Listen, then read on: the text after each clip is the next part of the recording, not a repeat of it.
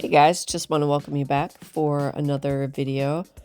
And I'm going to do a quick voiceover and then I will turn the rest of the video over to music per usual. But I thought I would just come in and do kind of a breakdown of how I did workarounds with having my right hand in a cast. Thankfully, it was not my left, because if it had been my left wrist I broke, I would not be able to do anything. I wouldn't even be able to work. So there is a silver lining there. So to get around having to do the majority of everything with my left hand, I cut the paper down with a slider trimmer, and you can see down there at the mat, I flipped it upside down so the paint wells were at the bottom. And then I pulled the blade on the little paper trimmer with the slider cutter toward me, and the little well section there kept the trimmer from sliding so I could get a good cut. You know, it worked pretty smoothly, all things considered. And I also used the same thing when I was cutting the cardstock in half to make the card bases. And because I didn't want this to be too long, if I didn't already say that, I don't show all of the work that I did, but I'm touching on like the key points of how I used the paper trimmer. And then here you can see for the inserts, I picked up a small handheld tape runner, but I got a refillable one. That was the easiest thing I could manage to put the layers together.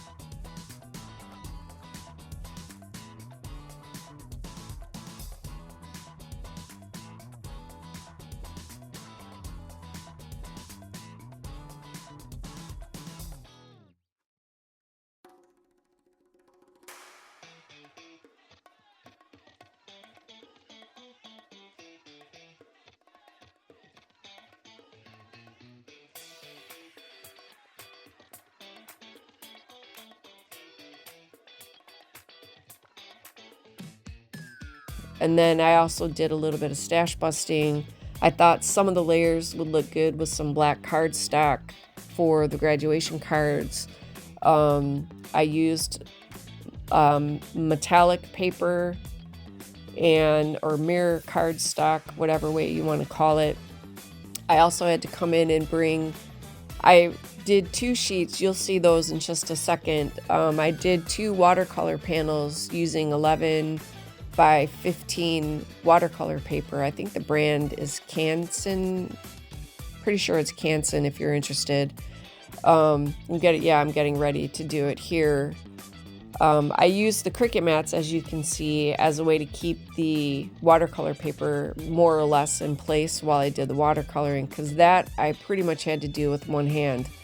I didn't want to get my cast wet or painted on while I did the watercoloring. And I also thought using the re-inkers as watercolor would be easy, rather than trying to get my brush in and out of like a little paint palette. So I just did that, and that worked out really well too.